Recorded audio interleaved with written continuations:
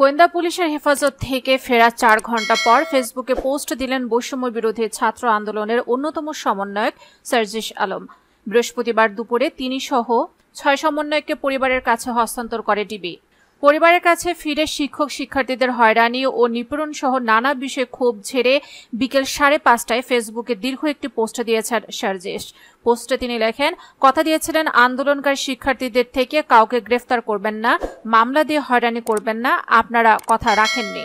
আপনারা আমার বিশ্ববিদ্যালয়ের শিক্ষকদের ওপর আঘাত করেছেন, সারা দেশে আমার স্কুল কলেজের ভাই বোনদের ওপর লাঠিচার্জ করেছেন, যাকে ইচ্ছা তাকে জেলে পাঠিয়েছেন, আন্দোলনকারীকে খুঁজে না পেলে বাসা থেকে ভাইকে তুলে নিয়েছেন, বাবাকে হুমকি দিয়েছেন। মাসরুর তার উদাহরণ। আন্দোলনে অংশগ্রহণকারীদের হয়রানি করা হচ্ছে উল্লেখ করে এ সমন্বয়ক লেখেন, যারা একটিবারের জন্য এ আন্দোলনে এসেছে তারা শান্তিতে ঘুমাতে পারে না, গ্রেফতারের ভয়ে থাকে।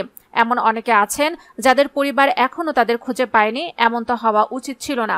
সহিংসতার সঙ্গে যাদের দূরতম সম্পর্ক নেই তাদেরও হয়রানি করা হচ্ছে উল্লেখ করে সার্জিস লেখেন, কোথাও মহাখালী সেতু ভবন আর কোথায় জাহাঙ্গীরনগর বিশ্ববিদ্যালয়, অথচ আপনারা জাহাঙ্গীরনগর বিশ্ববিদ্যালয়ের সমন্বয়ক আরিফ সোহেলকে মহাখালী সেতু ভবনে হামলার জন্য গ্রেফতার করে রিমান্ডে নিলেন। সাথে আছে আসিফ মাহতাব স্যার, মাসুর সহ আন্দোলনে অংশগ্রহণকারী অসংখ্য শিক্ষার্থী।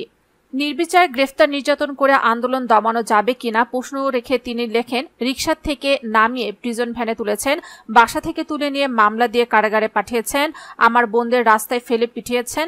কি ভাবছেন এভাবে সবকিছু শেষ হয়ে যাবে? আন্দোলন চালিয়ে যাওয়ার প্রত্যয় ব্যক্ত করে এ সমন্বয়ক বলেন, পরিশেষে এটুকু বলতে চাই, এ পথ যেহেতু সত্যের পথ, ন্যায়ের পথ, তাই যে কোনো কিছু মোকাবেলা করতে আমরা বিন্দুমাত্র বিচলিত নই। যতদিন না এ বাংলাদেশ আন্দোলনকারীদের নিরাপদ আশ্রয়স্থল হয়ে উঠছে ততদিন এ লড়াই চলবে। তবে পোস্ট দেওয়ার কিছুক্ষণ পরই তার আইডিতে আর ঢোকা যাচ্ছে না।